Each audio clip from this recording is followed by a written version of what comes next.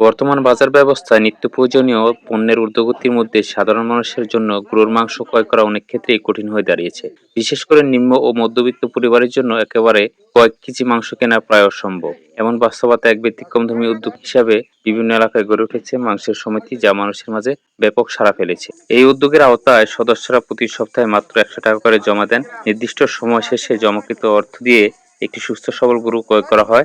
এরপর সদস্যদের উপস্থিতিতে গরু জবাই করা হয় এবং সমানভাবে মাংস বন্টন করা হয়। এতে করে প্রতিটি সদস্য প্রায় 8 থেকে 10 কেজি মাংস পান, যা বাজার মূল্যের তুলনায় অনেক সাশ্রয়ী। বর্তমানে দুহার-নবাবগঞ্জে বিভিন্ন মহল্লায় এই মাংসের সমিতির প্রচলন ব্যাপকভাবে বৃদ্ধি পেয়েছে। পাড়া বা মহল্লার কয়েকটি পরিবার মিলে সমিতি গঠন করে এবং একজন নির্ভরযোগ্য হিসাবরক্ষক নির্বাচন করেন, যিনি সদস্যদের কাছ থেকে নিয়মিত অর্থ সংগ্রহ করেন। পুরো কার্যক্রমটি স্বচ্ছতা ও পারস্পরিক বিশ্বাসের ভিত্তিতে পরিচালিত হয়। শুধু অর্থনৈতিক দিক থেকেই নয়, এই উদ্যোগ সামাজিক বন্ধনও দৃঢ় করছে।